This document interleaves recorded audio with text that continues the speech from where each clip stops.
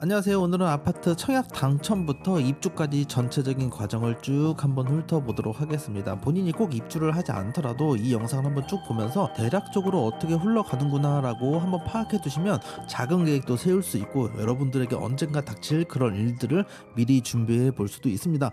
저 같은 경우에는 최근에 분양을 받고 이제 입주를 앞두고 있기 때문에 저에게 닥친 일이거든요. 사람이 본인에게 닥친 일은 정말 자세하게 많이 알아보게 되잖아요. 그래서 그 기록들을 좀 남겨놓으려고 하는데요. 저 같은 경우에는 2년 전에 아파트 분양 사무소에서 계약을 했습니다. 가계약금을 1,000만 원을 걸었는데요. 요즘같이 불경이거나 분양이 잘 안 될 때는 가계약금을 100만 원 정도 걸어놓고 중도금도 무이자 잔금 대출만 하면 된다 뭐 이런 식으로 말을 해주거든요. 제가 10억 아파트를 예를 들어서 어떻게 계약되는지 한번 전체적으로 보도록 하겠습니다. 일단 계약금은 10% 정도 냅니다. 그리고 중도금 60% 정도 대출을 해주고요. 마지막 잔금 대출을 받아서 중도금 대출 완납하고 마련을 하시면 되는데요.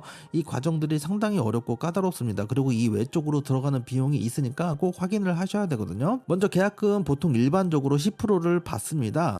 대출도 안 되기 때문에 여러분들의 계약금을 모조리 다 내셔야 되는데, 한 가지 방법이라면 여러분들 청약통장 활용을 하셨잖아요. 당첨됐기 때문에 이제 더 이상 그 금액은 필요 없거든요. 그걸 빼셔가지고 계약금으로 넣으시면 될 것 같습니다. 10억에 10%면 얼마인가요? 1억이죠. 1억의 계약금을 현금으로 마련하셔야 되기 때문에 결코 적지 않은 돈입니다. 보통 신용대출 받거나 아까 청약통장 깼던 그 금액까지 합쳐가지고 끌어서 계약금을 마련하거든요. 그러면 가계약금은 뭐냐? 가계약금은 이거 그냥 걸어놓으세요. 남들이 사갈 수 있으니까 미리 걸어놓으세요 하는 금액인데, 이 금액을 작게 설정하는 데도 있습니다. 100만 원이라든지 10만 원만 걸어놓고 가서 이런 식으로 하는데 나중에 환불도 안 되고 취소도 어려우니까 이 가계약금 걸 때부터 신중하게 생각을 해놓고 계약을 진행하시면 됩니다. 보통 아파트 전체적인 진행 상황은 이 시행사에서 관리를 하고요. 이 시행사에서 땅도 매입하고 분양 일정도 공고하고 분양 사무소도 차리면서 마지막까지 다 관리를 하는 건데요. 이 중에서 아파트를 짓는 회사를 건설사라고 합니다. 요즘은 시행사보다 건설사가 더 유명하죠. 롯데건설이라든지 푸르지오, 이편한 세상 다양한 건설사들이 있는데, 이 건설사들은 말 그대로 아파트를 지어주는 역할, 건설만 하는 역할입니다. 그렇기 때문에 시행사에서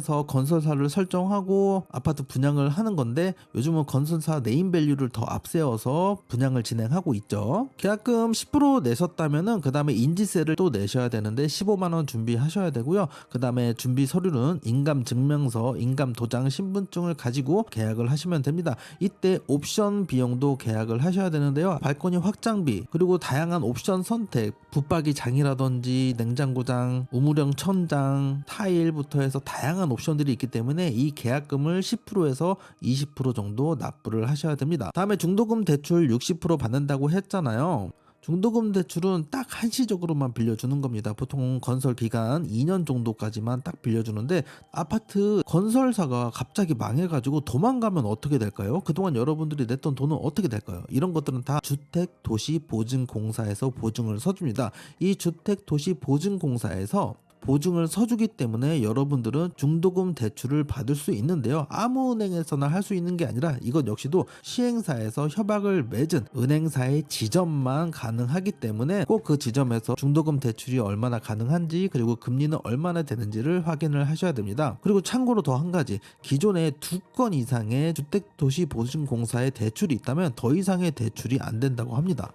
그리고 중도금 대출 60%만 생각을 하시는데요. 10억에 60%면 6억이죠. 하지만 여러분들 한 가지 더 중요하게 생각해야 될 부분이 있습니다. 바로 중도금 대출 이자입니다. 이 금액도 만만치 않거든요. 요즘같이 중도금 대출 이자 5% 때리면요, 6억에 5%만 때려도 몇 천만 원이 날아갑니다. 그렇기 때문에 이 점 꼭 확인하시고, 보통 3천만 원에서 4천만 원 정도 중도금 대출 이자로 나가기 때문에 이 점 꼭 확인하시고 작은 계획을 세우셔야 됩니다. 이렇게 분기별로 중도금 대출을 6번 나눠서 내면 2년이 훌쩍 지나게 됩니다. 그러면 이제 아파트가 거의 다 지어질 텐데요. 이때 잔금 대출을 받으셔야 되는데, 이때가 사실 가장 어렵습니다.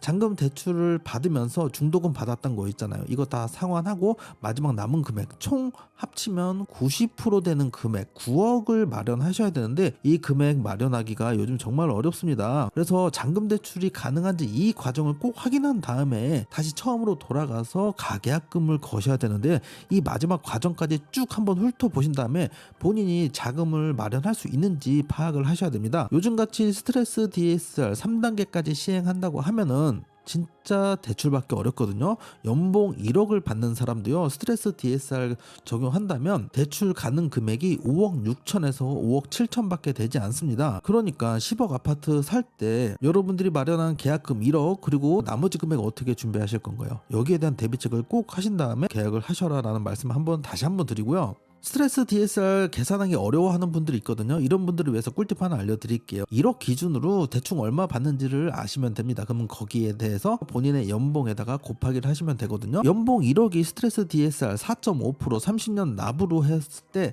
대략적으로 5억 7천 정도가 나온다고 예상을 해볼게요. 그러면 여러분들 연봉 곱하기 5.7을 하면 대충 그 금액이 비슷하게 나옵니다. 그러니까 연봉 1억 기준으로 5억 7천 나온다. 그러면 여러분 연봉 곱하기 5.7을 하면은 대략적으로 본인이 얼마 받을 수 있는지 계산이 나오게 됩니다. 잔금 대출에 대해서 한 가지 더 알아두시면요. 잔금 대출은 여러분들의 등기가 나오기 전이잖아요. 솔직히 말하면 여러분들이 아파트를 가지고 있는 게 아니잖아요. 등기부 등본을 가지고 있는 게 아니기 때문에 그래서 시행사에서 우리 아파트 이렇게 거의 다 지었으니까 니네 은행에서 좀 잔금 대출 해줘. 이런 식으로 협약을 맺습니다. 그래서 시행사가 지정한 은행만 잔금 대출을 집단 대출로 받을 수 있는데요. 각 은행마다 지점마다 다 다릅니다. 보통 9개에서 10군데를 선정을 해주기 때문에 이 선정한 곳에서 1구명권, 2구명권 다 들어오거든요. 그래서 여러분들에게 가장 유리한 조건으로 잔금 대출을 받으시면 됩니다. 입주 전 3주에서 4주 전에 신청을 하셔야 되고요. 잔금 대출에 대해서 대략적으로라도 알고 싶으시면 사전 점검일이 있습니다. 보통 한 달, 입주 한 달 전에 시행을 하는데 사전 점검일 이틀 동안에 지하나 1층 사무실에 잔금 대출을 할 수 있는 문의처가 들어오게 됩니다. 그래서 이때마다 다 돌아다니면서 아파트 하자 점검도 하면서 잔금 대출 여부도 꼭 확인을 하셔야 됩니다. 어쩌면 하자 점검 여부보다 이 사전 점검일 때는 대출 여부를 먼저 알아보시는 게 더욱더 중요합니다. 그리고 잔금 대출까지 다 실행을 하면은 또 하나 들어갈 돈이 있는데요. 바로 취등록세입니다. 취등록세가 1%에서 3%까지 다양하게 나오는데 이거는 아파트 가격마다 다릅니다. 10억을 기준으로 했기 때문에 취등록세가 대충 얼마 나오는지 네이버 취등록세 계산기로 계산을 해보면요. 취득세 3천만 원 그리고 지방교육세 300만 원 금액이 나오는데요. 이뿐만이 아닙니다. 인지세, 등기신청 수수료, 주택채권액 다양하게 있기 때문에 이 토탈 금액 추가적으로 들어가는 비용에 대해서도 약 200만 원에서 300만 원 정도를 미리 좀 생각을 하셔야 되는데 자, 이 모든 걸 다 하셨다면 중도금 상환 영수증을 가지고 입주 지원 센터에 가서 제출하시고 그 다음에 관리사무소에서 선수관리 예치금이라는 걸 내셔야 됩니다. 일종의 보증금 같은 경우인데 나중에 집을 팔거나 나가실 때 받을 수 있는 금액이기 때문에